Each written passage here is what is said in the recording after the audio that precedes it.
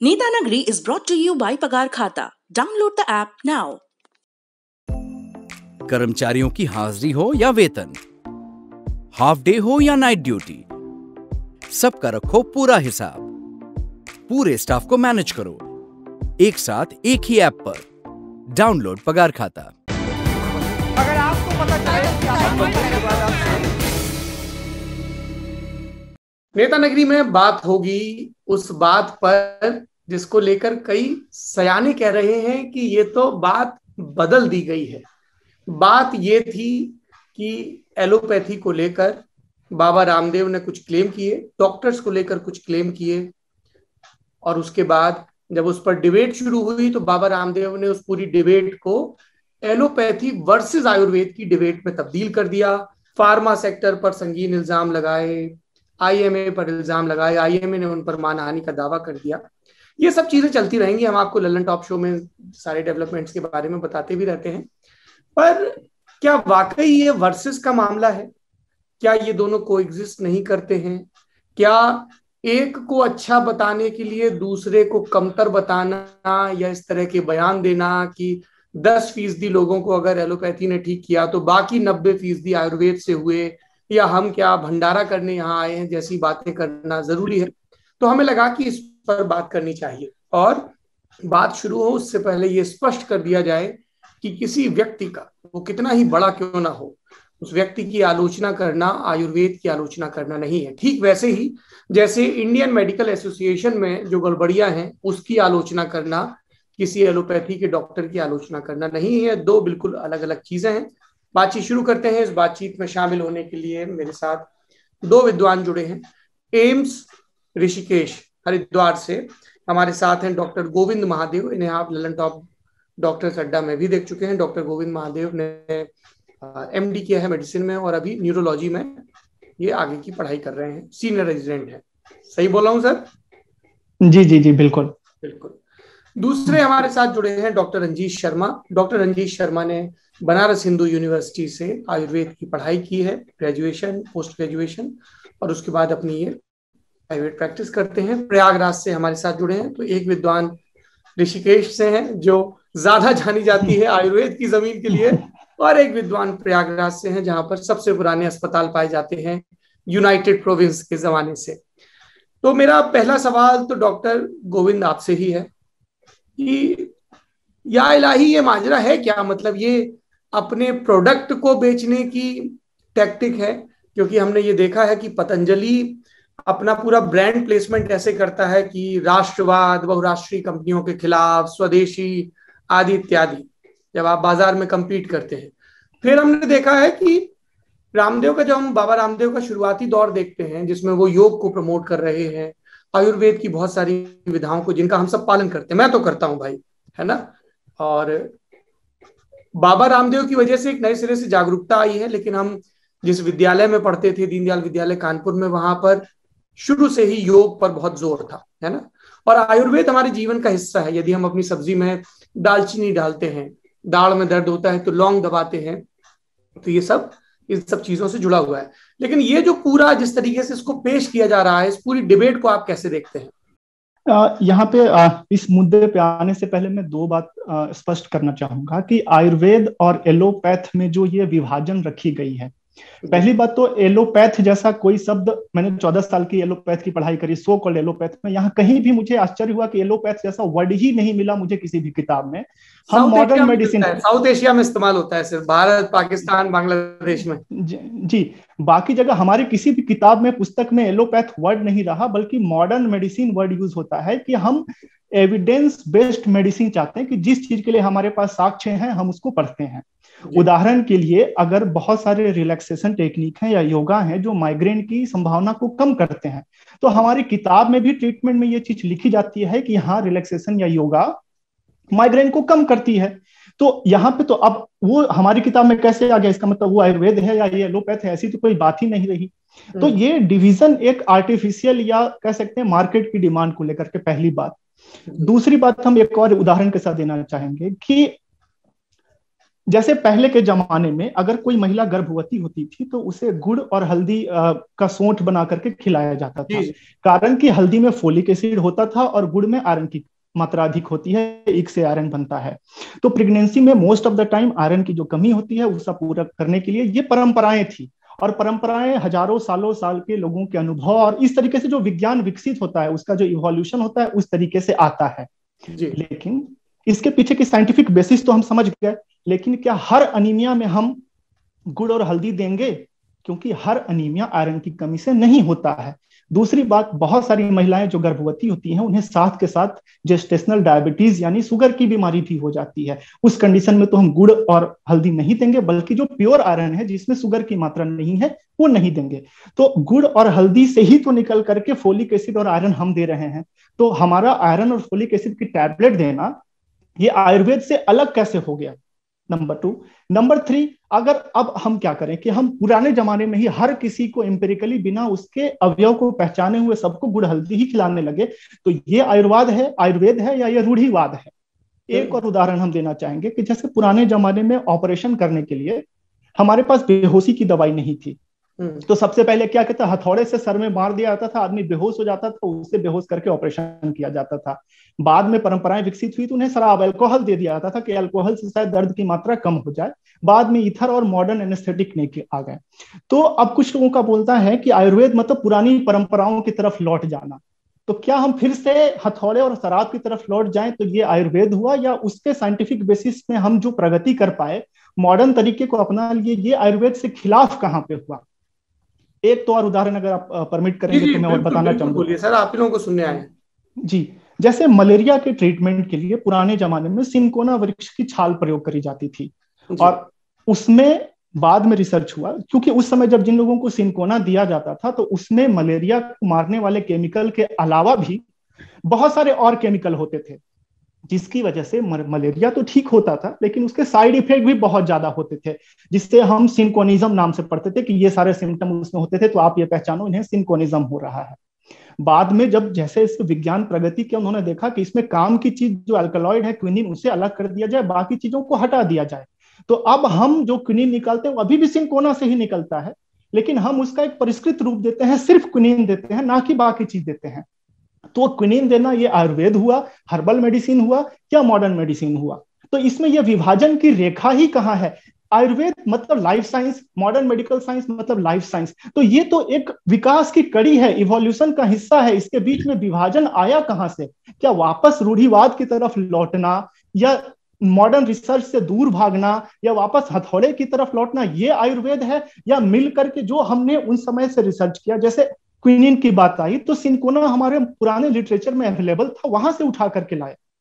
Malaria की एक और दवाई आर्टिसोनेट, जब क्विनिन से रेजिस्टेंस डेवलप हो गया, मलेरिया के केसेस नहीं ठीक होने लगे, तो वापस से लोगों ने पुराने लिटरेचर को रिव्यू किया।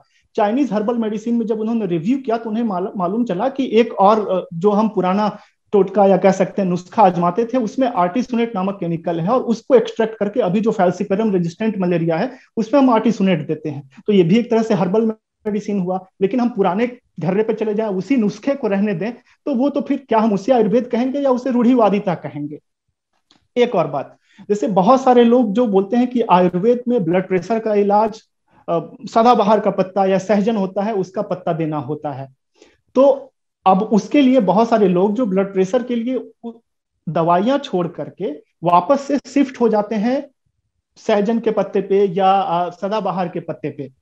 अब उसमें क्या होता है कि लोग दवाइयां तो छोड़ देते हैं, लेकिन सहजन या सदाबहार के पत्ते कितने लेने हैं, कितनी मात्रा में लेने हैं, या उसमें ब्लड प्रेशर कम करने वाली कौन सी दवाई, कौन सा केमिकल है, ये पता नहीं होता। बहुत ज्यादा मात्रा में जब उसका लोग प्रयोग कर लेते हैं तो अचानक से बीपी कम हो जाता है, क्योंकि क्वालिटी एंड क्वांटिटी कंट्रोल भी कोई चीज होती है। तो अगर उसका साइंटिफिक तरीके से अध्ययन किया जाए, उसमें कौन सा केमिकल है जो सही में बीपी को कम करता है, और उसको कितनी मात्रा में लेनी है, किस तरीके से लेनी है, उसका साइड इफेक्ट कैसे रोकना है, अगर इन सब की चर्चा करके हम उसे करें तो ये एक मॉडर्न विज्ञान है, एक लाइफ साइंस है। इसमें तो ये कहीं विभाजन की बात ही नहीं आती है कि ये आयुर्वेद है या होम्यो मतलब मॉडर्न मेडिसिन है या एलोपैथ है। डॉक्टर रंजीत शर्मा, आपका ओपनिंग रिमार्क। डॉक्टर साहब बहुत अच्छा बोलते हैं, बहुत ही प्यार से इन्होंने आयुर्वेद को रूढ़िवाद बोल दिया। नहीं नहीं जी, नहीं जी, नहीं, हमने रूढ़िवाद नहीं कहा है। एक सेकंड आप जब बोल रहे थे तो मैंने एक सेकंड डॉक्टर शर्मा, शायद कुछ लॉस्ट इन ट्रांसलेशन है। डॉक्टर गोविंद महादेव ने जो मुझे समझ में आया, गोविंद माधव मेरा नाम है, उन्होंने ये कहा कि ये दोनों को एग्जिस्ट करते हैं, इस तरीके का उन्होंने कहा। उनका पहला आर्गुमेंट है। मैं आपको बताता हूँ सर, मैं आपको बताता हूँ इन्होंने क्या कहा। इन्होंने कहा कि Ayurveda is older form of medical science and you have to leave Ayurveda to come to modern form of medical science. आप सोचिए इन्होंने कहा कि नहीं। डॉक्टर गोविंद, आपका यही आशय था जो डॉक्टर रंजीत शर्मा बोल रहे हैं? जी नहीं, हमने ऐसा नहीं कहा। हमने कहा कि दोनों का मतलब है लाइफ साइंसेज है, लेकिन जो पब्लिक में नोशन है, पब्लिकों में let's not make it TV, है ना हम लोग। डॉक्टर गोविंद, आपने अपनी बात कही, डॉक्टर रंजीत की बात सुन लेते हैं, फिर बात करना चाहता हूँ सर, मित्रवत बात। जरूर जरूर। डॉक्टर गोविंद न्यूरो मेडिसिन में है सर या न्यूरो सर्जरी में है? ये मैं न्यूरो फिजिशियन हूँ, PTM neuro, okay. Neuro surgeon है डॉक्टर सौरभ श्रीवास्तव, गोरखपुर के हैं। उन्होंने मुझे पढ़ाया है सर, उन्होंने मुझे बायोफिजिक्स पढ़ाई है जब मैं वहाँ पे बीएमएस कर रहा था, एमबीबीएस कर रहे थे, एमडी कर रहे थे। तो हम लोग की बड़ी प्यारी बात है, मैं आपको आपकी बातों से काफी इम्प्रेस हूँ। मैं आपको पहले बीएचयू का एक इतिहास बताना चाहता हूँ। डॉक्टर सौरभ जी, थोड़ा सा समय लूंगा क्योंकि बहुत इंपॉर्टेंट है ये डिबेट के।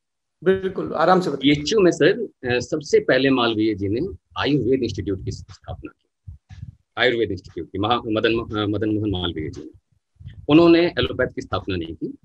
वहां पे आपको जान के एक और डिबेट की का मैं आपको टॉपिक दे रहा हूँ सौरभ जी, जो सर्जरी का डिबेट चल रहा था ना, सर्जरी का डिबेट, उसके लिए आपको एक मैं पॉइंट दे रहा हूँ। फिर जब एमबीबीएस की स्थापना की बात है कि भाई एमबीबीएस के बच्चों को भी यहाँ पढ़ाना चाहिए इंस्टीट्यूट ऑफ मेडिकल साइंसेस में, तो फिर एमबीबीएस का पहला बैच एडमिट हुआ। आपको मालूम है उस समय आयुर्वेद के वहां के सर्जन्स वर्ल्ड फेम के थे, क्या आपको ये मालूम है? जी नहीं, मुझे पता नहीं था उसके बारे में। मैं बताता हूँ आपको, बहुत सारी नई चीजें आपको बताऊंगा। एमबीबीएस के फर्स्ट फ्यू बैचेस को आयुर्वेद के सर्जन्स ने हाथ में स्कैल्पल पकड़ के कैसे इंसिजन करना है ये सिखाया। नहीं, बहुत अच्छी बात। आप और सौरभ जी, क्या आपको ये मालूम था?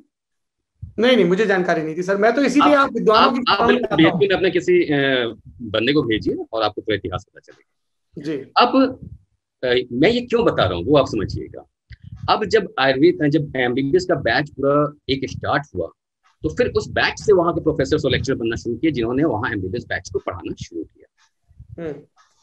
ये परंपरा इतनी बड़ी परंपरा है कि आज भी हम एक दूसरे का इतना सम्मान करते हैं कि आज भी, अब मैं तो 2012 में निकला हूँ, आज क्या है मुझे नहीं मालूम, लेकिन 2012 तक क्या था सौरभ जी कि वहां पे हमें एनाटॉमी, मॉडर्न मेडिसिन का एनाटॉमी का टीचर पढ़ाता था और वही हमारा एग्जामिनेशन लेता था।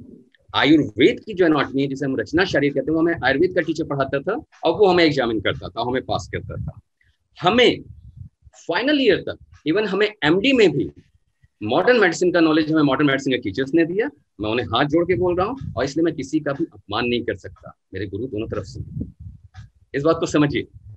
और आयुर्वेद को अच्छे तरीके से पढ़ा के हमें आयुर्वेद में पारंगत हमें आयुर्वेद के टीचर्स ने बनाया। ये बीएचयू की परंपरा है। उस परंपरा का सम्मान करते हुए जो मालवीय जी ने स्टार्ट की थी, तो मैं इस परंपरा के तहत हम लोग के मन में बड़ा सम्मान है एक दूसरे को, और इस सम्मान के चलते मैं आपको बता रहा हूँ, न्यूरो सर्जन है डॉक्टर सौरभ श्रीवास्तव। डॉक्टर सौरभ श्रीवास्तव अक्सर बहुत अच्छे न्यूरो सर्जन है, गोरखपुर में प्रैक्टिस करते हैं, और वो अक्सर आयुर्वेद से संबंधित एक छोटे से सवाल पे, आप आज हमारे अंदर जो कमी है, चाहे आयुर्वेद डॉक्टर हो चाहे मॉडर्न डॉक्टर हो, उनके अंदर कमी है विनम्रता की, जो हम कहते हैं विद्या ददाति विनयम जी, विनयशील रह ही नहीं गए।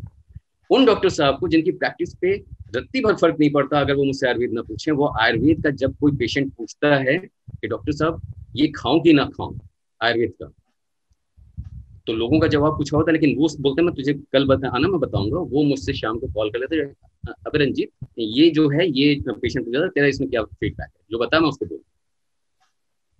That is what we need at present.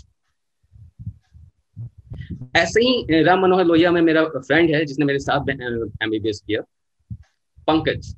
Ram Manohar Lohia में इस समय असिस्टेंट प्रोफेसर, एसोसिएट प्रोफेसर है न्यूरो सर्जरी में। वो भी यही करता है कि रंजीत हमारा इसमें कोई रोल नहीं है, तू बता तू क्या कर सकता है। ये डॉक्टर्स ये नहीं बोलते कि तू मॉडर्न मेडिसिन का भाई मुझे ये दिखा वो दिखा, हमारी लैंग्वेज तू प्रूव कर। वो बोलते हैं भाई देख हमारे फील्ड में नहीं है, तुम देखो कुछ कर सकते हो क्या।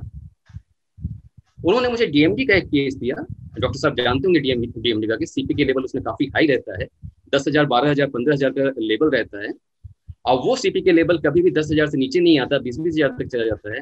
मुझे कई केस मेरे पास डीएमडी के चल रहे हैं जिसमें मैंने सीपी के लेवल 12-20,000 से डॉक्टर साहब 2,000 पे अब 500 तक पे ले आया है। आप इसका सिग्निफिकेंस जानते हैं क्यों डॉक्टर साहब? गोविंद जी आप जानते हैं सीपी के लेवल का 500 पे सिग्निफिकेंस क्या है? आप जानते हैं, मैं आपसे ज्यादा मॉडर्न मेडिसिन नहीं जानता हूँ, मैं आयुर्वेद का विशेषज्ञ हूँ, ठीक है। अब मैं ये कहना चाहता हूँ कि ठीक है हमारे पास मॉडिफाइड मेडिसिन हैं, आप कह रहे हैं कि हम कंटेंट निकाल के दें, हम उसका जो एक्टिव इंग्रेडिएंट है वो निकाल के दें। मैं आपको एक एग्जांपल देता हूँ, सर्पगंधा का एक्टिव इंग्रेडिएंट रिसर्पिन निकाल के दिया गया था बीपी कम करने। अच्छी बात है, हाँ हाँ हाँ दिया गया था। उसका साइड इफेक्ट क्या आया? लोगों में सुसाइडल टेंडेंसी डेवलप होने लगी। मैं गलत तो नहीं कह रहा हूँ? डेवलप होने लगी डॉक्टर। आप अपनी बात पूरी कर लीजिए। सुसाइडल टेंडेंसी डेवलप होने लगी। उसके बाद क्या हुआ कि उसे विड्रॉ कर लिया गया, उसे नहीं दिया जाता, यूजुअली यूज नहीं किया जाता है। लेकिन वही सर्पगंधा, मैं नहीं कह रहा हूँ कि मैं सबको बीपी में सर्पगंधा देता हूँ, सेलेक्टेड पेशेंट, हमारी भी अपनी डायग्नोसिस है डॉक्टर साहब। हम ये नहीं कि गुड़ उठा के सबको हम दे देते हैं, हमारी अपनी डायग्नोसिस, उस डायग्नोसिस का पैरामीटर, जैसे आपके सेल्स, आपके ब्लड इन्वेस्टिगेशन होता है, हमारे डायग्नोसिस का पैरामीटर बहुत अलग होता है, ठीक है। तो हम भी डिसाइड करते हैं हम किसको क्या देंगे। सर्पगंधा को अगर एज सच आप यूज करें तो कोई सुसाइडल टेंडेंसी डेवलप नहीं होती डॉक्टर साहब, और उसका मैं रीजन बता रहा हूँ। आप बीएचयू में सौरभ जी पता कीजिएगा, एक डिपार्टमेंट है मेडिसिनल केमिस्ट्री, वहां पे इन चीजों में बहुत रिसर्च होता है। मेडिसिन केमिस्ट्री में हर्बल मेडिसिन को, मल्टी हर्बल मेडिसिन की HPTLC जो फिल्म होती है वो तैयार की, उसमें कई ऐसे स्पाइक्स पाए गए जिनको अभी तक आइडेंटिफाई नहीं कर पाया गया कि ये कौन सा एलिमेंट है, हजारों स्पाइक्स। और आप इस बात को समझिए, मैं बहुत ज्यादा HPTLC के बारे में भी स्पेशलाइज नहीं हो पाऊंगा, कोई मेडिसिन केमिस्ट्री का बंदा बता पाएगा। और वो उन्होंने ये अनुमान लगाया कि ये जो छोटे छोटे 0.001% या 0.0001%, बहुत नेग्लिजिबल अमाउंट में जो अदर सब्सटेंस अवेलेबल हैं, जो एक्टिव इंग्रेडिएंट नहीं है, वो इनके साइड इफेक्ट्स को नलिफाई करने में बहुत बड़ा रोल प्ले करते हैं। ये मेडिसिनल केमिस्ट्री की खोज है, ये बात को समझिए, ठीक है। तीसरी बात मैं ये बताना चाहूंगा डॉक्टर साहब, आपने कहा कि आयरन आप दे रहे हैं। डॉक्टर साहब ये किसने बताया कि आयुर्वेद में आयरन नहीं है? मैं आपको आयरन के बारे में बताता हूँ। आयुर्वेद में लौ भस्म है डॉक्टर साहब, और भस्म के नाम से पहले मैं आपको एक और बात बता दूं, आप चाहेंगे तो मैं आपको रिसर्च पेपर्स भी दे दूंगा। किडनी और लिवर के लिए बिल्कुल सेफ है। जैसे ही भस्म की बात आती है डॉक्टर साहब लोग तुरंत हल्ला मचाने लगते हैं, कह रहे ये तो किडनी खराब कर देगा, लिवर खराब कर देगा। ऐसा कुछ भी नहीं है। आप एम्स में पढ़ रहे हैं, मैं एम्स दिल्ली की रिसर्च आपको निकाल के दे दूंगा अगर आपको चाहिए होगा तो। हैवी मेटल टॉक्सिसिटी बिल्कुल सेफ है, ठीक है। अब मैं आगे बढ़ता हूँ। आयरन लौ भस्म का बहुत अच्छा इस्तेमाल है। आयरन की सौरभ जी एक मुख्य जो दिक्कत होती है वो होती है कॉन्स्टिपेशन कॉज करता है। कोई भी मॉडर्न मेडिसिन डॉक्टर इससे इंकार नहीं करेगा। आप आयुर्वेद की वैज्ञानिकता देखिए कि जब लौ भस्म बनाया जाता है तो उसमें लैक्जेटिव ड्रग्स का भावना दी जाती है, भावना देके फिर उसे पुट दिया जाता है, उसके बाद उसका भस्म बनाया जाता है। आप लौ भस्म उतनी ही क्वांटिटी में ले लीजिए, उतनी क्वांटिटी में आप आयरन टैबलेट ले लीजिए, आपको आयरन टैबलेट से कॉन्स्टिपेशन हो जाएगा। लौ भस्म में कॉन्स्टिपेशन हो जाए तो मैं प्रैक्टिस छोड़ने के लिए तैयार हूँ। तो किस फॉर्म को यूज करना है, मैं इनके और सवालों का जवाब देना चाहता हूँ। नहीं एक सेकंड, मैं आपने बस मैं आपको बोलने से नहीं रोकूंगा, आप ही लोगों को सुनने आया हूँ जी। स्कूलों में हमने वाद विवाद प्रतियोगिता देखी थी जी, जिसमें एक व्यक्ति विषय के पक्ष में होता था, एक विपक्ष में, और दोनों लोग एक दूसरे के बयानों की तर्क और वितर्क में लगे रहते थे। नेता नगरी की इस पूरी बातचीत में हमारा मकसद कभी भी ये नहीं, क्योंकि ये वो पार्टी प्रवक्ताओं की डिबेट नहीं ना कि मेरी पार्टी अच्छी तेरी पार्टी खराब। तो ये मुझे ऐसा लग रहा है कि थोड़ा सा भी डिबेट कि आपने ये बोला तो उसका काटिए, आपने ये बोला। एक मैं ओपनिंग रिमार्क चाह रहा था कि ये जो पूरी ऑनगोइंग डिबेट है ना, और खास तौर पर रामदेव ने जो सवाल उठाए हैं उन पर जो भी उन्होंने बोला है, do you agree with him? अगर मैं बिल्कुल ही टीवी डिबेट वाले मोड में आऊं तो फिर वो एक अलग उसमें चला जाएगा कि मैं आपसे बताना चाहता हूं, आप हाँ या ना में बताइए। तो हम मेरी बात सुन लें फिर आप अपनी बात कहें। नेता नगरी में कभी भी हमारा मकसद ये नहीं होता है कि हम एक दूसरे पर ऐसे बयानों के वार, हमारा मतलब होता है कि हमारी जो समझ है ना, वो विकसित हो, और जो हम बोलते हैं कि आनो भद्रो कृतवो यंतु विश्वता, सब तरफ से आए।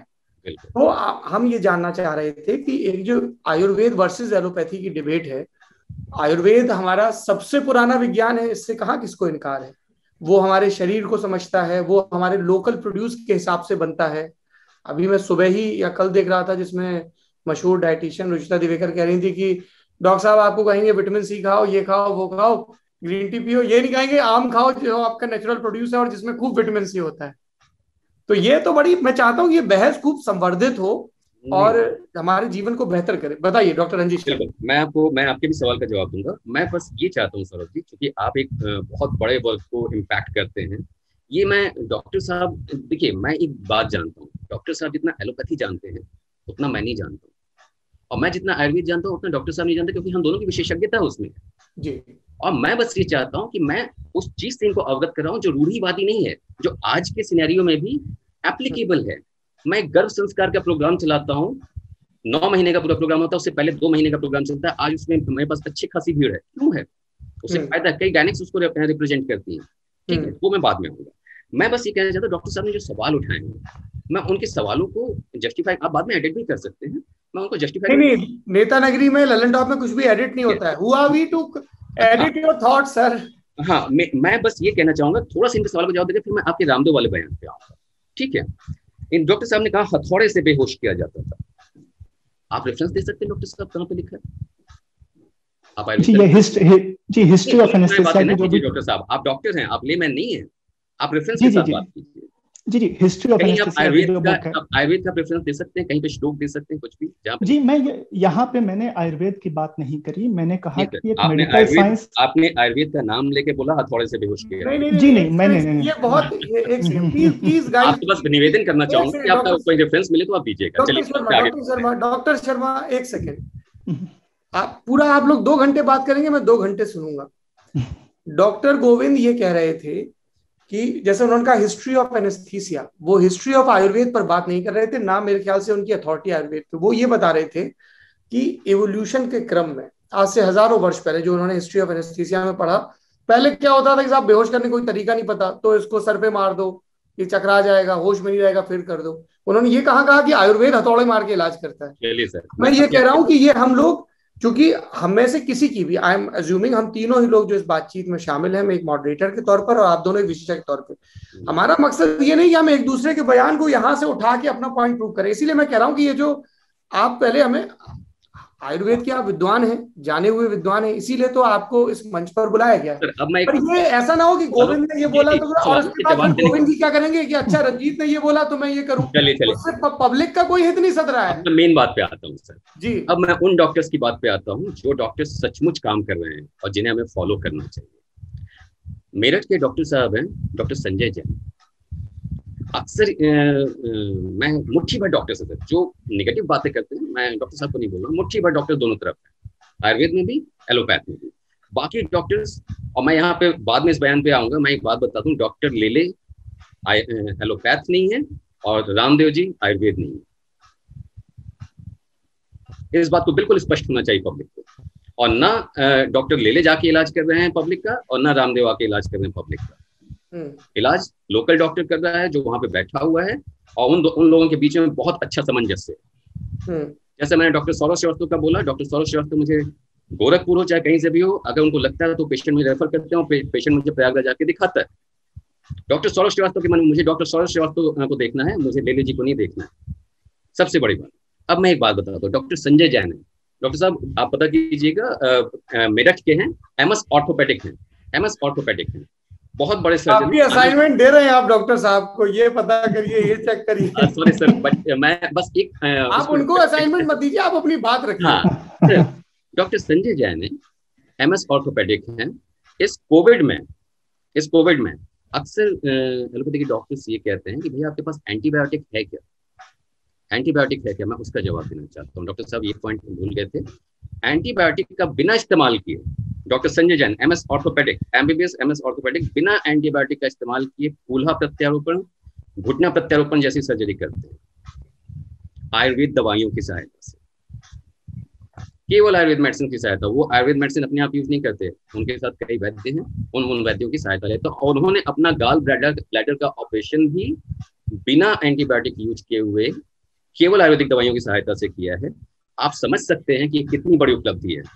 हम कल्पना भी नहीं कर सकते थे उनकी बातों से पहले कि कभी भी सर्जरी बिना एंटीबायोटिक के हो सकती है। हम कल्पना भी नहीं कर सकते थे। उन्हीं डॉक्टर साहब ने, डॉक्टर संजय जैन ने, कोविड में अपने हॉस्पिटल में 600 कोविड पेशेंट ट्रीट किए, जिसमें उन्होंने आयुर्वेद और एलोपैथ दोनों का इस्तेमाल किया, और उसमें एक भी पेशेंट की डेथ नहीं हुई। अब इस बात को समझिए, हमें किसको देखना है? हमें रामदेव को देखना है, हमें डॉक्टर लेले को देखना है, हमें डॉक्टर संजय जैन जैसे लोगों को देखना है जो इस बात में विश्वास रखते हैं कि मानवता कैसे बच सकती है, एक इंसान की जान कैसे बच सकती है, वो बच्चे चाहे आयुर्वेद से, वो बच्चे चाहे एलोपैथ से, या फिर दोनों के कॉम्बिनेशन से, वो कैसे हो सकता है? गलतियां दोनों तरफ है सर।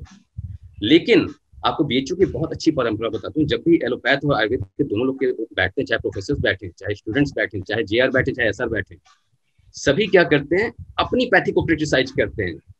क्या भाई ये किया, रेमडेसिविर क्यों लगा दिया? जब रेमडेसिविर का इस्तेमाल हो रहा था, कई लोग क्रिटिसाइज कर रहे थे, ये होना नहीं चाहिए, देखिए म्यूटेंट पैदा हो जाएंगे। प्लाज्मा थेरेपी का इस्तेमाल होना चाहिए, म्यूटेंट पैदा हो जाएंगे। किसी ने उनकी नहीं सुनी। ठीक है, जब हम आयुर्वेद की बैठते हैं, हमारे में ये है, ये नहीं होना चाहिए, गलत है। हम अपना सिंहावलोकन करते हैं, अपनी गलतियों का अवलोकन करते हैं, और इससे क्या होता है? हम एक हेल्दी कॉम्पिटिशन में आते हैं। लेकिन ये बहुत डिफिकल्ट काम है सर। हम जो सबसे आसान काम क्या है? हम दूसरों की गलतियां जल्दी देखते हैं, और जब दूसरों की गलतियां हम देखना शुरू करते हैं तो वहां कॉन्फ्लिक्ट पैदा होता है, वहां मानवता की सेवा नहीं हो पाती है। हम क्यों ना ऐसा कर सकते हैं कि एलोपैथ जो बेस्ट कर सकता है, एलोपैथ ह्यूमैनिटी के बेस्ट करे, और जो आयुर्वेद बेस्ट कर सकता है, आयुर्वेद ह्यूमैनिटी के लिए बेस्ट करे। जैसे मैं एक छोटा सा एग्जांपल इसका एक देता हूँ। आप सर मेरे ट्विटर हैंडल पे जाइएगा, वहां पे मेरा पिन पोस्ट है। सोरियासिस एक ऑटोइम्यून डिसऑर्डर है, मैं बहुत छोटे में खत्म करूंगा। सोरियासिस एक ऑटोइम्यून डिसऑर्डर है। आप उस बीमारी की सीवियरिटी को देखिएगा। इसमें एलोपैथ के पास इसका कोई भी इलाज नहीं है। धीमे धीमे क्या होता है कि बीमारी बढ़ती जाती है, बहुत सीवियर हो जाती है, और उसको स्टेरॉइड, एलोपैथ मेथोट्रेक्सेट आदि कुछ इम्यूनो सप्रेशन ड्रग्स हैं, उनके अलावा कोई चारा नहीं बचता। और वो धीमे धीमे उसको लंबे समय तक यूज करे तो वो बहुत खतरनाक होता है। स्टेरॉइड मेथोट्रेक्सेट का लंबा यूज बहुत खतरनाक होता है। छोटा 4-5 दिन का हो तो चलेगा, ठीक है। अब आयुर्वेद इसमें क्या करता है सर कि आयुर्वेद बिना एक सिंगल ड्रग यूज किए हुए, स्टेरॉइड और एलोपैथ मेथोट्रेक्सेट की, इस बीमारी को पूरी तरीके से मैनेज रखता है, पूरी तरीके से मैनेज रखता है।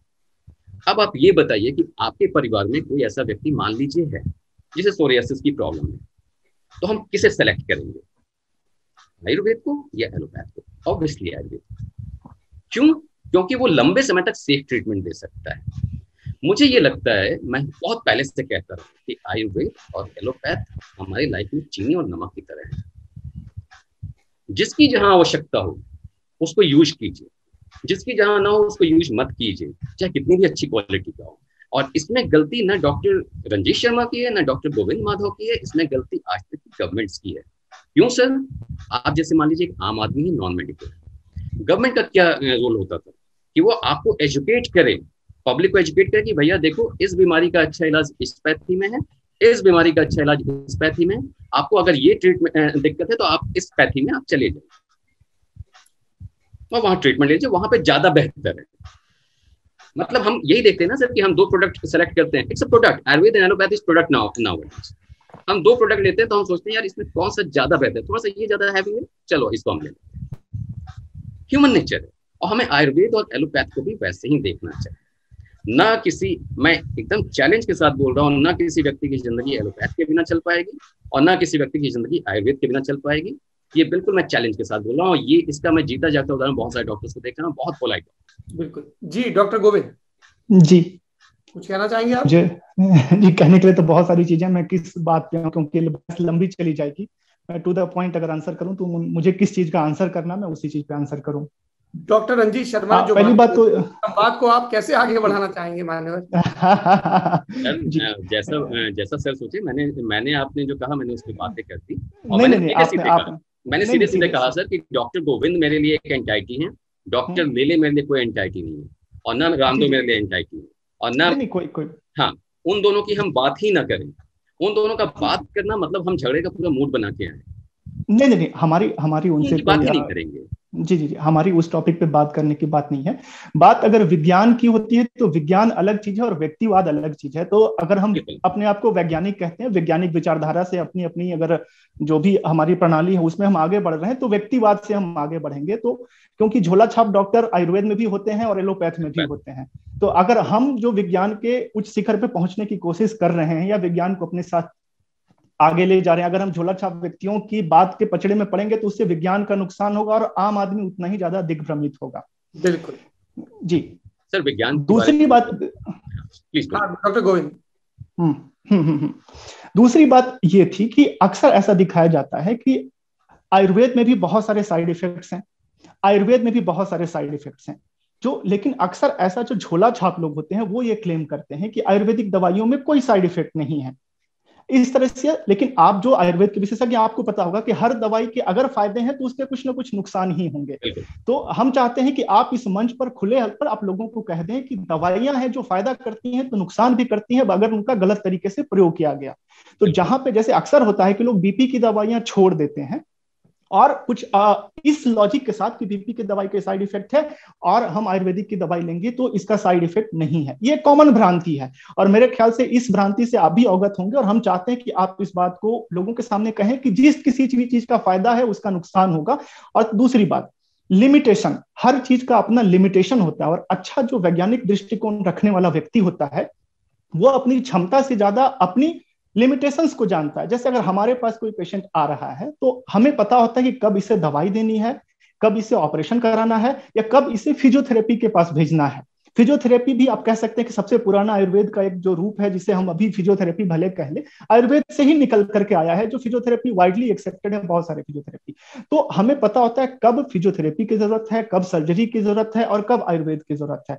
लेकिन जो कुछ तथाकथित झोला छाप लोग हैं हर तरीके से जो क्लेम करते हैं कि नहीं हम हर चीज का इलाज करते हैं, जड़ से इलाज करते हैं, समूल उसका विनाश कर देते हैं रोग का और बिना किसी साइड इफेक्ट के, तो हमें लगता है कि इस तरह की जो अतिशयोक्ति है, आम लोगों के बीच जो भ्रांति होती है, इस अतिशयोक्ति की वजह से होती है। और एक और मैं बात, मेरे मन में ये बात बहुत दिन से आ रहा था कि अगर मान लीजिए आप बीमार पड़ते हैं और आपके पास दो तरह की दवाइयां हैं कि इन दोनों में से कौन सी दवाई लेंगे, तो अभी डिसीजन मेकिंग कैपेसिटी किसके पास है या डिसीजन मेकिंग लेने का काम किसे होता है उस पेशेंट के पास कि हम ये दवाई लें या ये दवाई लें, जबकि उसे दोनों दवाइयों में से किसी के बारे में कुछ भी नहीं पता है। उसके बजाय अगर ऐसा होता कि एक स्क्रीनिंग पे एक डॉक्टर बैठा हुआ है जिसे दोनों पैथी के बारे में विशेष नॉलेज है और वो डिसाइड करे कि अब इसमें किसका लिमिटेशन है और किसका रोल आता है, कौन इसमें आगे बढ़ता है, तो क्यों ना एक ऐसी प्रथा शुरू की जाए। तीसरी बात कि मान लीजिए मैं आंख का डॉक्टर हूं, तो आंख के लिए मान लीजिए कंजंक्टिवाइटिस के लिए मैं 5 तरह की दवाइयां पढ़ता हूं। उसी तरीके से कंजंक्टिवाइटिस के लिए आयुर्वेद में 2 दवाइयां होंगी, होम्योपैथ में 2 दवाइयां होंगी, यूनानी में 2 दवाइयां होंगी। तो क्या कंजंक्टिवाइटिस का यूनानी के लिए अलग डॉक्टर रखा जाए, होम्योपैथ में कंजंक्टिवाइटिस के लिए अलग डॉक्टर रखा जाए, यूनानी में आयुर्वेद में अलग डॉक्टर रखा जाए, उसकी बजाय एक आदमी को आंख का एक्सपर्ट बनाया जाए और वो सारी दवाइयों का ज्ञान ले और वो डिसाइड करे, क्योंकि वो एक्सपर्ट है, वो वैज्ञानिक है, और वो डिसाइड करे कि इसमें से कौन सी दवाई इस मरीज को सूट करेगी। तो क्यों ना इन सारी चीजों को एक में मिला दिया जाए, ये अलग अलग करके लोगों को और क्यों गुमराह किया जा रहा है और डिसीजन मेकिंग कैपेसिटी उनको दिया जा रहा है जिनको कि उस चीज के बारे में कुछ पता नहीं है।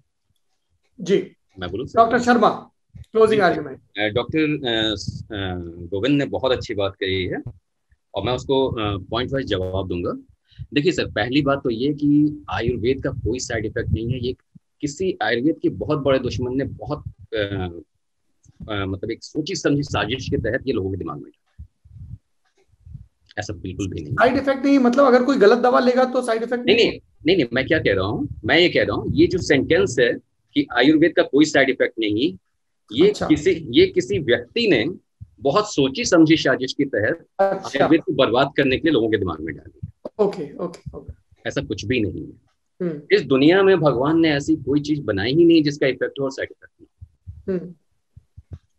ये बिल्कुल नॉर्मल होना चाहिए, ये बिल्कुल मालूम होना चाहिए। अगर आप खाना भी जो आप बना रहे हैं वो आप मात्रा से ज्यादा खा लें, मात्रा मतलब जितनी जरूरत है डोज से आप ज्यादा ले लें, तो अगले दिन आपको लूज मोशन हो जाएगा, वो उसका साइड इफेक्ट है।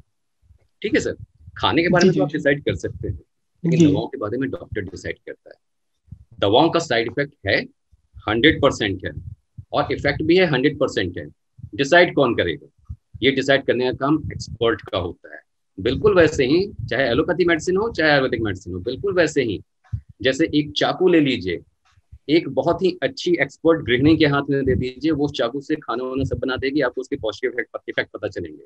और एक बच्चे के हाथ में दे दीजिए, कोई देर बाद वो लहू लुहान आपको दिखेगा, उसके नेगेटिव इफेक्ट पता चलेंगे। आप क्या कहेंगे कि चाकू का साइड इफेक्ट ज्यादा है या चाकू का इफेक्ट ज्यादा है?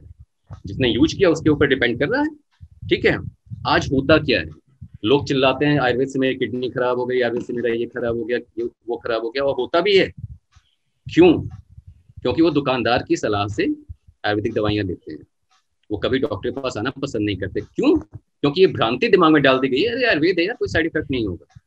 ये भ्रांति डाली किसने? मैंने तो नहीं डाली, मैं तो कभी नहीं बोलता, मैं तो साफ साफ बोलता हूँ। मैं इवन मैं कोविड के प्रिवेंशन के लिए भी दवाएं बताता हूँ, तो मैं बोलता हूँ भैया सबके लिए दवाएं अलग अलग है, फोन करो, अपना बॉडी टाइप दो और सब कुछ दो, मैं आपको दवाएं बताता हूँ।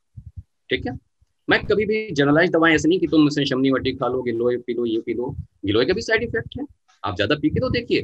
कई लोगों ने काढ़ा आयुष मंत्रालय के बताने में पिया, उसके बाद बवासीर का इलाज और पाइल्स का इलाज और ये पेट की एसिडिटी का इलाज करवाने मेरे पास आ रहे हैं, क्योंकि बिना किसी डॉक्टरी निगरानी के, बिना अपने शरीर के बारे में जाने बिल्कुल ऐसे ब्लैंकेट बिल्कुल मत कीजिए, बिल्कुल मत लीजिए।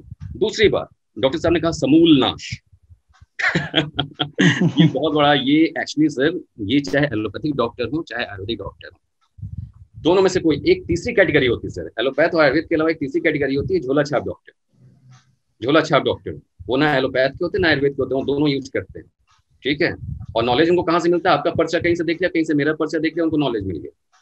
ठीक है, उनकी नॉलेज का सोर्स वही होता है। ठीक है, ये समूल नाश की बात करते हैं। मेरे पास तो कोई पेशेंट आता है, बोलता है सर आप इसको ठीक कर देंगे। मैं बोलता हूँ भैया गारंटी लेने के लिए ना वो जो रोड के किनारे लोग बैठे रहते हैं ना, वो जो छोटी सी गुमटी में, वहां जाइए। मेरी नॉलेज उतनी नहीं है कि मैं आपको गारंटी दे सकूं। इलाज करवाना मेरी तरफ से बेस्ट पॉसिबल इलाज होगा, आप आइए और मैं देख लूंगा क्या हो सकता है क्या नहीं हो सकता है। मैं कोई गारंटी नहीं दे सकता हूँ, क्योंकि आयुर्वेद के अकॉर्डिंग अगर आपने एक बीमारी के 1000 केसेस भी ट्रीट किए हैं तो 1001वें केस में कोई गारंटी नहीं कि आपकी वही दवा यूज होगी या दूसरी दवा यूज होगी। आपका बॉडी टाइप अलग है, आपका डिजीज टाइप अलग है, तो सबके लिए अलग अलग कहानी होती है। ठीक है सर, अब मैं तीसरी बात पे आता हूँ, समूल नाश। हाँ, एक बात मैं कहना भूल गया, आयुर्वेद के टेक्स्ट में साफ साफ बीमारियों की 3 कैटेगरी बताई गई है, किसी भी बीमारियों की, सुख साध्य, कृश साध्य, असाध्य। मतलब सुख साध्य जो इजिली क्योरेबल है, कृश साध्य जो कि थोड़ा सा डिफिकल्टी से क्योरेबल है, याप्य सॉरी तीसरा एक याप्य भी बताया गया। याप्य मतलब कि आप ट्रीटमेंट करते रहिए और वो क्योर रहेगा। जैसे हम चश्मा लगाए रहते हैं ना, तो दिखाई देता रहता है, और चश्मा हटा दिया तो दिखाई नहीं देता है। और एक होता है इनक्योरेबल, असाध्य। साफ साफ कैरेक्टर, जैसे आपने बताया ना सर, क्लिनिकल फीचर्स बताए गए हैं कि अगर इस डिजीज का पेशेंट आ रहा है, उसमें ये क्लिनिकल फीचर्स हैं, तो उसकी ट्रीटमेंट मना कर दो, वो क्योरेबल नहीं है, उसकी इतने दिन में डेथ होनी है। ये आप विश्वास नहीं मानेंगे सौरभ जी, इतने दिन में डेथ होनी है, ये भी प्रेडिक्शन है, और वो क्लिनिकल फीचर्स दिखाई भी देते हैं। डॉक्टर शर्मा, मेरे 2 सवाल और सुझाव हैं। मतलब सुझाव तो मैं खैर क्या दूंगा, मेरे सवाल हैं, आप लोग बताइए कि क्या ये मुमकिन है कि नहीं। आप दोनों सही मेरे हैं, क्योंकि समय की थोड़ी सी कमी है। ओके। पहला मेरा ये है कि हमारे यहाँ इतनी सारी जड़ी बूटियां हैं, ठीक है, ये ब्लेसिंग है हमारे लिए। हम लोग मॉडर्न साइंस पढ़ रहे हैं और उसमें भी अच्छा कर रहे हैं जब मौका मिल रहा है। मैं तो जब भी देखता हूँ, मेरे ही कितने मित्र हैं जो नासा से लेके दुनिया की तमाम लब्ध प्रतिष्ठित लैब्स में काम करते हैं, भारत के साइंटिस्ट, भारत के डॉक्टर। और ऐसा नहीं कि वो यहाँ काम नहीं करना चाहते, लेकिन अपने यहाँ लाल फीताशाही, सरकारी तौर तरीके, इनोवेशन को प्रोत्साहन न देना और बाकी चीजें, खैर वो एक अलग डिबेट है। तो मैं 2 चीजें जानना चाहता हूं, क्या ये मुमकिन है कि हम लोग कहते हैं एक 360 डिग्री अप्रोच, जिसकी आप दोनों ही अलग अलग ढंग से वकालत कर रहे हैं। मतलब देखने वाले को पहली नजर में लग सकता है कि यू आर एट लॉगर है, कि जब हम सुबह उठ के आहार लेते हैं, अगर मैंने सुबह उठ के तुलसी की 5 पत्तियां मुंह में रखी, या रात के भीगे बादाम खाए, या अंजीर खाए, है ना, या कभी एकदम से मुझे बहुत आंखों में इरिटेशन हुआ और मैंने कोई आई ड्रॉप लिया, ये दोनों एक दूसरे को कॉम्प्लीमेंट कर रहे हैं। अंजीर का खाना भी आपकी over the period of time, चाहे आप अंजीर खा रहे हैं, आंवला खा रहे हैं या दूसरी चीजें पौष्टिक खा रहे हैं, और कभी आपको इंस्टेंट रेमेडी की जरूरत पड़े, क्या भारत में ऐसा मुमकिन है कि पढ़ाई के स्तर पर, प्रैक्टिस के स्तर पर, और जो तीसरी भारत में सबसे बड़ी कमी है, हम अपने पेशेंट्स का डेटा मेंटेन नहीं करते, क्योंकि उसकी जो हमने अभी मैकेनिज्म बनाई है वो बहुत फॉल्टी है।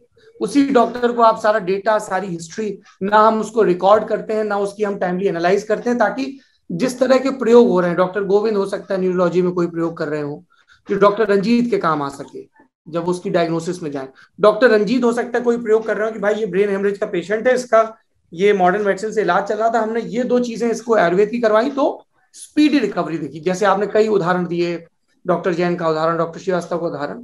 तो क्या भारत में ये मुमकिन है कि हम इन सब विधाओं को एक दूसरे को कॉम्प्लीमेंट करना सिखाएं और हम डेटा मेंटेन करें? अभी तो हम डेथ का डेटा मेंटेन नहीं कर पा रहे हैं, ताकि हमें पता चले कि यार यहाँ इन 100 लोगों को हमने ये चीज देनी शुरू की, या इनके नाश्ते में उदाहरण के लिए हमने ये एक जड़ी ऐड करवा दी, ये चीज करवा दी, तो ये फर्क दिखा, जो कि बड़ा टीडियस लॉन्ग लास्टिंग काम है, लेकिन उसका असर उतना ही प्रभावकारी होगा। और दूसरी चीज, ये खास तौर पर डॉक्टर शर्मा आपसे मेरा सवाल है कि ये तमाम जो योग गुरु हैं, है ना, तो मैंने कई अपने, जैसे मैं योग करता हूं, तो मेरी जो योगा टीचर हैं वो कहते हैं कि योग ना ऐसे खुद से करना चाहिए, लेकिन कई चीजें ऐसी हैं जिसमें आपको शुरुआती दौर में सुपरविजन की जरूरत होती है, क्योंकि आप टीवी पे देख के करने लगे और आप गलत करते जा रहे हैं तो वो it will lead to something else. अगर कोई आपका पोस्चर करेक्ट नहीं कर रहा है, मान लीजिए सूर्य नमस्कार कर रहे हैं और आपको सूर्य नमस्कार ठीक ढंग से करना नहीं आता है, आपको नहीं पता है कि कब आपको काफ पे जोर देना है, कब एब्डोमिनल मसल पे जोर देना है, कब सांस लेनी है, कब छोड़नी है, तो वो जो फायदा करेगा नुकसान भी करेगा। यही चीज आयुर्वेद के बारे में, कि ऐसे नहीं कि उन्होंने कह दिया फलानी जड़ी खाओ, किसी ने कह दिया और सब लोग आंख मूंद करके वो जड़ी खाने लगे। तो अभी ये बहुत हो रहा है कि एक कलेक्टिव विजडम दे दी जा रही है, जिसको हम लोग व्हाट्सएप यूनिवर्सिटी बोलते हैं, ये खा लो तो ये हो जाएगा। जैसे आपने खुद उदाहरण दिया कि सब लोग काढ़ा पीने लगे बिना ये जाने कि उनके शरीर में कफ, पित्त और वात का अनुपात क्या है, उनके शरीर में किस चीज की प्रबलता है, मौसम में किस चीज की प्रबलता है और उनके शरीर में किस चीज की प्रबलता है। इसको कैसे रोका जा सकता है? ये 2 मेरे सवाल हैं। जी मैं गोविंद आपसे शुरू करेंगे दोनों सवाल। जी सबसे पहली बात कि ये हमारे भारत में पता नहीं क्यों कि साथ मिल के चलने की परंपरा पता नहीं क्यों है। आप आयुर्वेद बनाम होम्यो मतलब एलोपैथ तो छोड़ ही दीजिए, इवन मेडिकल साइंस में भी फिजिशियन वर्सेस सर्जन का झगड़ा चल रहा होता है कि सर्जन ठीक करेगा कि फिजिशियन ठीक करेगा। तो यहाँ तो कह सकते हैं कि अलग अलग धर्म ही हो गया कि आयुर्वेद वर्सेस एलोपैथ की। तो कहीं ना कहीं इसके बीच में बाजारवाद हावी है। स्वास्थ्य जैसी एक संवेदनशील मुद्दा है जिसमें कि आप कोई भी कदम बिना एक्सपर्ट के ओपिनियन के नहीं उठाएं, और वहां पे खुलेआम टीवी पे और अखबार पे बहुत सारी औषधियों का प्रचार जब होने लगे कि लोग उसको नुस्खा समझ के अपने मन से एक्सपर्ट बनने लगे, तो इस तरह की चीज तो होगी ही ना। जबकि विज्ञान को बाजारवाद की अगर चादर उड़ाएंगे तो इस तरह के परिणाम होंगे ही होंगे, चाहे वो फार्मा कंपनी बन के आए, चाहे किसी के बहुत सारे साम्राज्य बन करके आए। तो ये इसके जड़ में है। ठीक है सौरभ जी, मैं आपके क्वेश्चन का जवाब देता हूँ। आपने डाटा की बात की, देखिए सर, डाटा जो है ना प्राइवेट प्रैक्टिस में कलेक्ट करना बड़ा मुश्किल है। ये गवर्नमेंट कॉलेजेस में हो सकता है, क्योंकि प्राइवेट प्रैक्टिस में अगर पेशेंट को थोड़ा सा भी लगता है ना कि आप उसको एक्सपेरिमेंटल मॉडल बना रहे हैं, वो तुरंत गायब हो जाता है। बिल्कुल। बीएचयू में डाटा कलेक्टेड है, बहुत अच्छे डाटा कलेक्टेड है। जैसे मैंने सोरियासिस की बात की, डॉक्टर गोविंद सर, मैं आपको बस एक थोड़ा सा, क्योंकि मैं आयुर्वेद से हूँ और मैं इसको अपना कर्तव्य समझता हूँ कि मैं आपको उन चीज़ों की जानकारी दूँ, तो मैं आपको बता रहा हूँ। सोरियासिस का जब मैंने केस वहाँ पे अपने ट्विटर के पिन उसमें रखा हुआ है सर, तो लोग अक्सर आके क्या पूछ जाते हैं, एक अभी डिबेट भी हो रही थी उसमें डॉक्टर साहब ने कहा, अक्सर आके क्या पूछ जाते हैं कि आप रिसर्च पेपर शो कीजिए। ठीक है सर, मैंने डॉक्टर साहब से बोला, डॉक्टर साहब एविडेंस रिसर्च करते रहते हैं, आप दिल पे हाथ रख के बताइएगा, आज तक आपने कभी भी एक आयुर्वेद का रिसर्च पेपर सर्च करने की कोशिश की है क्या? किसको सर्च करने की? आयुर्वेद का रिसर्च पेपर एक भी सर्च करने की, ढूंढने की कोशिश की है क्या? हाँ। डॉक्टर साहब बिल्कुल सन्नाटे में थे, उन्होंने कुछ नहीं कहा। तो मैंने कहा कि सर सर्च तो कीजिए, बहुत सारे अवेलेबल हैं। तो बीएचयू में सर सोरियासिस पे बहुत सारे केस रिपोर्ट्स आयुर्वेद के अवेलेबल हैं बीएचयू के पोर्टल पे, और बहुत अच्छे जर्नल्स में अवेलेबल है, अच्छे इम्पैक्ट फैक्टर्स उन जर्नल्स के। आप उसको सर्च कर सकते, कोई भी चाहे सर्च कर सकते। और सर आयुर्वेद से संबंधित even AIIMS, all India institute of medical sciences, doctor साहब हैं इसलिए मैं इसका नाम ले रहा हूँ, दिल्ली के बहुत अच्छे रिसर्च पेपर्स अवेलेबल हैं। अक्सर आयुर्वेद की बात आती है तो अक्सर डॉक्टर क्योंकि उनको जानकारी नहीं है, मैं खुद कई डॉक्टर्स को मैंने सूचना दी। डॉक्टर शर्मा, ये तो किसी ने कहा ही नहीं कि आयुर्वेद में रिसर्च पेपर नहीं आते। मैं ये पूछना चाह रहा हूँ कि हम, जैसे आपने ये बिल्कुल मैं डाटा पे ही आ रहा हूँ, सरकारी अस्पतालों में जो हम तमाम इलाज कराते हैं, हम तो देखिए पब्लिक हेल्थ के एक्सपर्ट से जब इसी नेता नगरी में बात करते हैं तो वो तो ये कहते हैं हमें ये तक नहीं पता कि हमारे देश में मान लीजिए एक्स नंबर के लोग मरते हैं अलग अलग बीमारियों से, हमारे पास उसका फुल प्रूफ डेटा नहीं है। बिल्कुल, कि मौत क्यों हुई, भाई जहां जी गुजर गए बुजुर्ग थे, नहीं बिल्कुल डाटा है। डाटा दो इंस्टीट्यूट की मैं बात करूंगा, एक BHU बहुत पुराना इंस्टीट्यूट है और एक all India institute of Ayurveda Delhi में ही है, आप जानते हैं, वहां से भी आपको बहुत अच्छे डाटा कलेक्ट कर सकते हैं, आपको मिल जाएंगे। बात अगर हम दवाइयों की सेफ्टी की बात करें तो आपको IIT से भी डाटा मिल जाएंगे। IIT रुड़की ने भी डाटा कलेक्ट किया है। और यहाँ पे बस थोड़ा समय देते हुए मैं एंशिएंट और मॉडर्न साइंस कितना एक दूसरे के समन्वय में है वो बताना चाहूंगा। डॉक्टर साहब मेरी को गाइड रही हैं, जिनके साथ मेरे प्रेजेंटेशंस हैं, IIT BHU की डॉक्टर विजय लक्ष्मी यादव मेरी को गाइड रही है MD थीसिस में, जब JR था सर।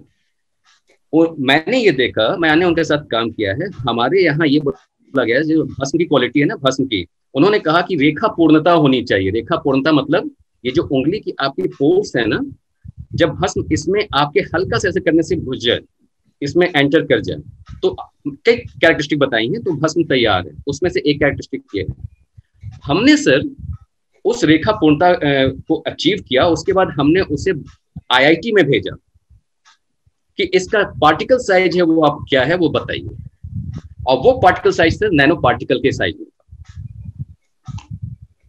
नैनो मेडिसिन है भस्म। भाभा एटॉमिक रिसर्च सेंटर के एक साइंटिस्ट, उनका मुझे नाम याद नहीं आ रहा है, जब नैनो मेडिसिन की बात चली थी तो उन्होंने कहा था कि जो हमारे भस्म में अवेलेबल है वो दुनिया की सबसे पहली नैनो मेडिसिन, उनके भी पेपर सर्च किए जा सकते हैं। लेकिन जब हमने उस कैरेक्टरिस्टिक को अचीव नहीं किया, मतलब रेखा पूर्णता नहीं है, रेखा पूर्णता नहीं है सर, तब हमने उसे IIT में भेजा, उसका साइज नैनो पार्टिकल के फॉर्म में नहीं पाया गया। ये वही भस्म है जो मार्केट में अवेलेबल है। मैं अक्सर मुझे भस्म प्रोवाइड करना रहता है तो मैं कभी भी मार्केट पे बहुत ज्यादा डिपेंड नहीं करता। हमारे 50-100 डॉक्टर्स का ग्रुप है, हम लोग आपस में मेडिसिन, कुछ इस टाइप की मेडिसिन जो कि काफी क्रिटिकल हो सकती है। डॉक्टर शर्मा माफ करिए, आपको बीच में टोक रहा हूं, समय की कमी है, प्लीज टू द क्वेश्चन, क्योंकि मुझे रैप अप करना है। अगले ये सारे डाटा आपसे मेरा सवाल ये था कि देश भर में जी एम्स में इलाज हो रहा है, अलग अलग मेडिकल कॉलेजेस में इलाज हो रहा है, और पब्लिक हेल्थ के पॉइंट ऑफ व्यू से भी, क्या डोंट यू थिंक कि एक ऐसा बड़ा इंटीग्रेटेड सर्किट होना चाहिए जिसमें ये लर्निंग, जैसे आपने बताया ये चीज, इसको वाइडली शेयर किया जाए। हाँ उपलब्ध है कुछ संस्थानों में, आप संस्थानों की बात कर रहे हैं, मैं इसको पूरे मेडिकल सिस्टम में लाने की बात कर रहा हूँ, है ना। सारे आयुर्वेदा, जो गांव में मान लीजिए कुछ दवाइयां दी जा रही है, किसको क्या दवाई दी गई, क्या हुआ क्या नहीं हुआ। जैसे मैं राजस्थान में गया था, वहां गाँव में आयुर्वेद के औषधालय हैं हर दूसरे चौथे गाँव में, तो मैं उस चीज की कलेक्टिव बात कर रहा हूँ। और दूसरी चीज मैं आपसे ये जानना चाह रहा था कि डेटा से इतर कि क्यों ऐसा नहीं हो सकता है कि हम rather than being at loggerhead, rather than being in opposition camp, ये भारत के लिए तो ये एडवांटेज है ना, भारत में तो ये एडवांटेज है ना आपके लिए कि आपके पास मॉडर्न साइंस भी है लेकिन आपकी एंशिएंट विजडम भी है, and you can apply both. तो इसको कैसे किया जा सकता है। और दूसरा मेरा सवाल था सर कि ये जो एक ब्लैंकेट सॉल्यूशन दे दिया जाता है, ये खा लो तो ये ठीक हो जाएगा, ये कर लो तो ये हो जाएगा, इस पर मैं आपकी राय चाहता हूं सर। 3 मिनट का समय हमारे पास। सर ये बहुत बड़ा काम है, बहुत बड़ा काम है, और मुझे अभी लगता है 10 साल तक अगर अभी से सरकार प्रयास करे तो शायद 10 साल में संभव हो सके। दूसरा, आपने जो ब्लैंकेट की बात कही, वहां पे मैं एक बात कहना चाहूंगा, और शायद ये मैं समय की कमी होते हुए भी इसलिए कह रहा हूँ क्योंकि आप इसको शायद कंट्रोल करने में कुछ कर सकें। ट्विटर पे बहुत सारे अनवेरीफाइड डॉक्टर्स हैं जो अपने आप को डॉक्टर कहते हैं, और उनके बहुत ज्यादा फॉलोअर्स हैं, और बहुत लोगों को गुमराह करते हैं। एक ऐसे ही साहब थे, कई लोग मैं ब्लॉक हो चुका हूँ, उन्होंने कहा अश्वगंधा खाओ। मैंने उनसे पूछा कि साहब आप ये जो अश्वगंधा खाएंगे, बोलने आपको क्या पता है कि अश्वगंधा से किसी प्रेग्नेंट लेडी का अबॉर्शन भी हो सकता है। उन्होंने मुझे ब्लॉक कर दिया। जी, मैं एक शॉर्टकट में मेडिसिन को भी आप ऐसे नहीं ले सकते, आप डॉक्टर के पास जाइए, वरना आप बहुत बड़े प्रचलन में पड़ जाएंगे। और एक बात और, आयुर्वेद मेडिसिन साइड इफेक्ट नहीं, ऐसा नहीं है, इफेक्ट जल्दी करती है, साइड इफेक्ट देर से करती है, लेकिन जब करती है तो इरिवर्सिबल होती है। तो इसलिए जो डॉक्टर शर्मा कह रहे हैं कि आप एलोपैथी करें, आयुर्वेद करें, ये खुद से डॉक्टर ना बने, व्हाट्सएप फॉरवर्ड और गूगल पर, इंटरनेट पर भरोसा ना करें। विशेषज्ञ की सलाह, ये आपके जीवन से जुड़ा मामला है, विशेषज्ञ की सलाह बहुत महत्वपूर्ण है।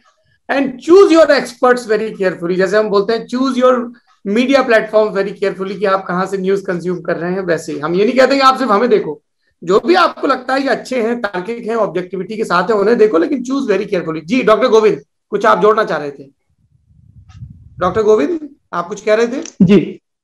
जी, मैं बस यही कहना चाहता था कि आपने कहा कि क्या ऐसा नहीं हो सकता कि एक होलिस्टिक अप्रोच, जिसे आप 360 डिग्री अप्रोच बोल रहे थे, उसे हम कह सकते हैं कि एक होलिस्टिक अप्रोच हो, जिसमें कि सारे एक्सपर्ट मिलकर के अपनी राय दें और एक टीम मिलकर के उसका डिसाइड करे।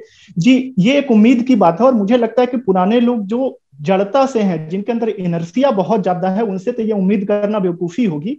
लेकिन आने वाले समय में जो यंग जनरेशन है, जो इस चीज को अगर समझते हैं, इस चीज के इंपॉर्टेंस को, तो वो अगर होलिस्टिक अप्रोच को वो आगे बढ़ाने के लिए, पहली बात। और दूसरी बात, जहां तक जनता में इसे रोकने की बात है, तो उसके लिए सबसे पहले झोला छाप जो क्रम है, चाहे वो आयुर्वेद में हो या एलोपैथ में हो, उससे बिल्कुल valid point. Doctor Ranjit Sharma, आपकी बातें बहुत दिलचस्प हैं और मैं लल्लन टॉप के मंच पर आपको फिर से आमंत्रित करूंगा विस्तार से 1-on-1 बात करने के लिए आपसे, क्योंकि जैसा आपने बोला कि सोशल मीडिया पे लोग कुछ भी लिख के चले जा रहे हैं, अश्वगंधा खा लो, ये खा लो, वो खा लो, ऐसे नहीं चलेगा भाई। आपको पता होना चाहिए प्लस माइनस, आपके शरीर का प्रकार क्या है वो पता होना चाहिए, मौसम कैसा है वो पता होना चाहिए। डॉक्टर रंजीत शर्मा, आप इस बातचीत में शामिल हुए, बहुत बहुत धन्यवाद। डॉक्टर गोविंद महादेव, आपका भी बहुत बहुत धन्यवाद। दो डॉक्टर्स ने जो क्वालिफाइड हैं, आपको एक रास्ता बता दिया है।